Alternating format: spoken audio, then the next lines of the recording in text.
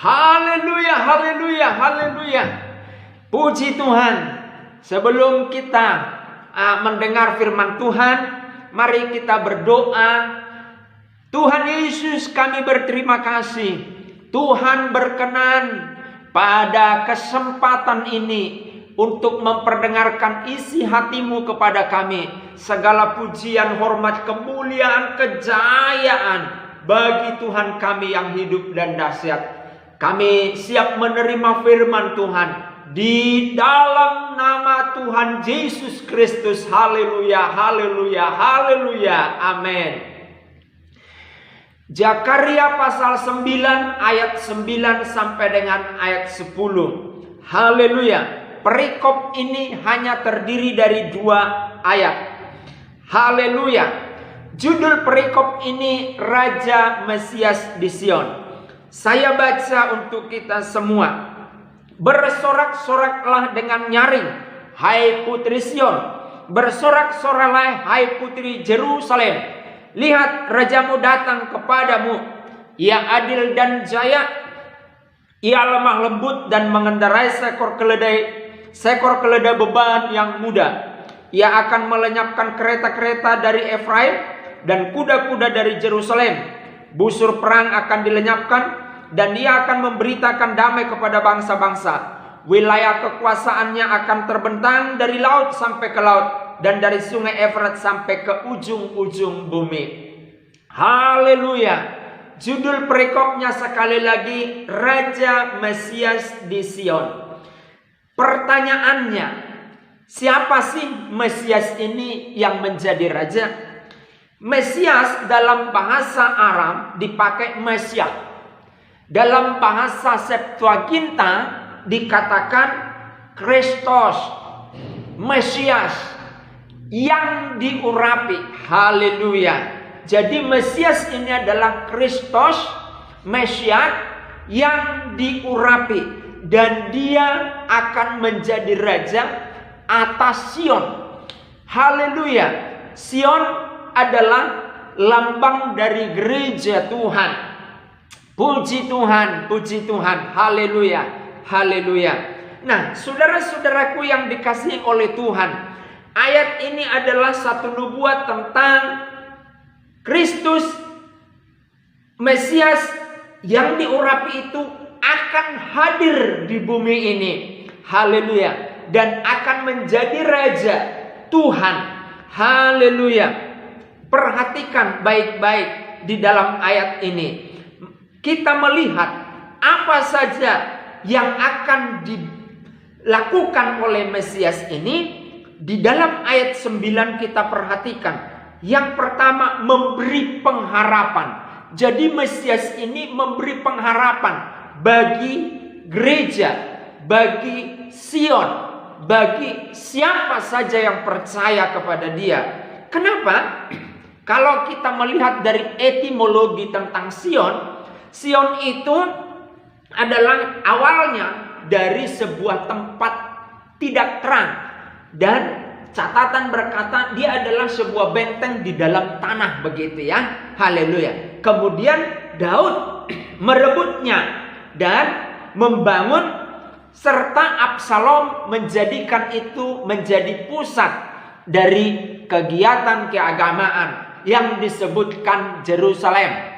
Nah, tempat gelap dijadikan menjadi tempat penyembahan, pusat pergerakan ekonomi, pergerakan agama, pergerakan segala sesuatu lini kehidupan. Di sanalah Mesias memberikan pengharapan. Tadinya tempatnya gelap, tidak memiliki cahaya, tapi Mesias datang memberikan pengharapan. Dia jadikan tempat itu menjadi tempat yang punya pengharapan. Saudaraku yang dikasihi oleh Tuhan, penonton YouTube channel GPD Philadelphia Karangkemiri, mungkin sekarang pikiranmu tertutup, pikiranmu gelap karena tidak ada pengharapan.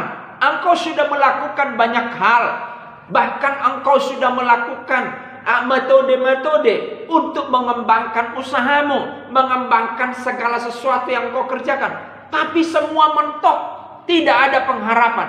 Saya mau berkata, Mesias memberi pengharapan. Tempat yang gelap, kumuh, tidak ada cahaya, sebersih cahaya pun tidak ada, tapi dijadikan menjadi pusat dari segala-galanya. Jadikan Mesias raja dalam hidupmu, maka engkau mendapatkan pengharapan. Yang kedua, Mesias membawa keadilan. Haleluya, haleluya. Dikatakan begini, haleluya, haleluya. Yesus, haleluya, kami mengucap syukur. Haleluya, haleluya, haleluya. Di dalam ayat 9, lihat rajamu datang kepadamu, yaitu Mesias tadi. Ia adil, haleluya, ia adil. Oh, haleluya, puji Tuhan, keadilan. Ada banyak orang tidak mendapatkan keadilan hukum, karena memang tidak bisa saja, karena hukum itu tidak mengakomodir, karena berbagai macam masalah, karena belum dirumuskan di dalam satu bahasa hukum. Tapi saya mau berkata begini, Yesuslah yang akan memberikan keadilan yang sesungguhnya kepadamu.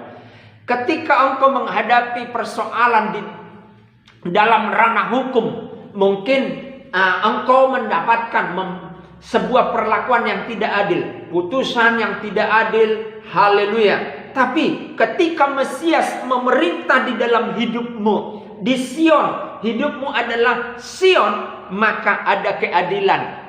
Mungkin keputusan itu, haleluya, sudah mengikat. Tapi saya mau katakan begini, keadilan itu ada di dalam rasa. Artinya, meskipun dirugikan engkau oleh keputusan pengadilan itu, tapi di dalam hatimu ada sukacita, ada legowo, kata orang Jawa begitu. Itulah namanya keadilan dari Tuhan, dari Mesias. Ketika engkau menjadikan dia raja, menjadikan Mesias itu sebagai raja dalam hidupmu, maka engkau akan menerima apapun itu putusan dengan kemampuan yang dari Tuhan. Haleluya. Yang ketiga, Mesias membawa kejayaan. Dikatakan di dalam kalimat selanjutnya, lihat rajamu datang, Mesias datang kepadamu dengan memberi kejayaan. Haleluya. Jaya, usahamu jaya, pelayananmu jaya, semua perusahaanmu jaya. Tuhan memberikan kejayaan. Yang keempat, haleluya, membawa damai.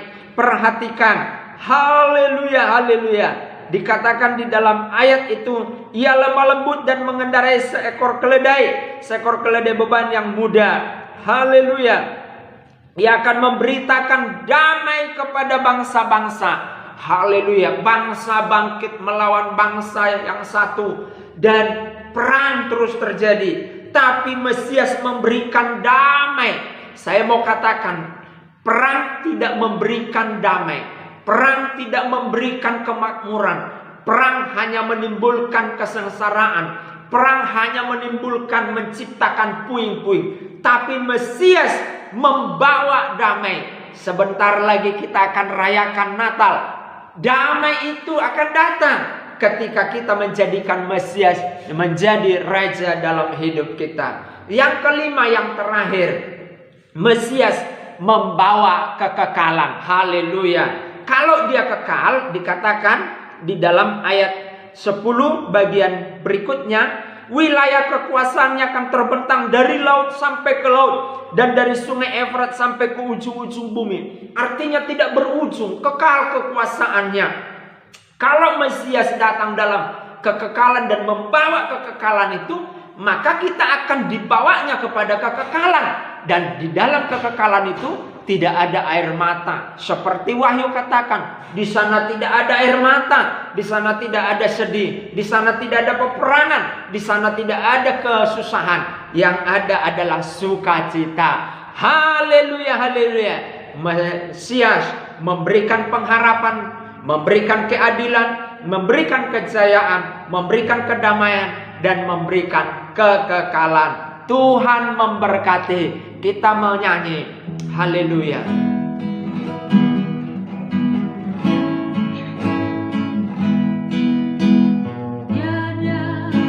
nama lain selain nama Yesus. Nama yang berkuasa di langit di bumi. Nama yang memberi kedamaian bagi yang percaya padanya. Tiada nama lain selain nama Yesus. Nama yang berkuasa di langit di bumi. Nama yang memberi kedamaian bagi yang percaya padanya. Mulialah namamu, agunglah namamu, Yesus Tuhan dan Allahku. Mulialah namamu, agunglah namamu, Yesus Tuhan dan Allahku. Mulialah namamu, agunglah namamu, Yesus Tuhan dan Allahku. Terima kasih buat firman-Mu Tuhan. Mesias memberi kami pengharapan, Mesias memberi kami keadilan, kejayaan, damai, dan kekekalan. Kami akan dibawa Tuhan kepada kekekalan karena kami menjadikan Mesias itu Raja di dalam hidup kami sebagai gereja Tuhan, sebagai Sion kota Allah. Terima kasih buat firman-Mu. Berdoa kami buat pemirsa, jemaat Tuhan, diberkati oleh Mesias hidupmu, diberkati oleh Mesias hidupmu. Segala hal yang dibawa oleh Mesias, diberkati usahamu, hidupmu, keluargamu, rumah tanggamu, dan seluruh keuangan, pekerjaan, usaha, apa saja yang kau kerjakan, Mesias yang memberkati, Kristus yang diurapi memberkati. Haleluya, haleluya. Terpuji Tuhan di dalamnya. Di dalam nama Tuhan Yesus Kristus kami mengucap syukur dan berdoa. Haleluya. Amin.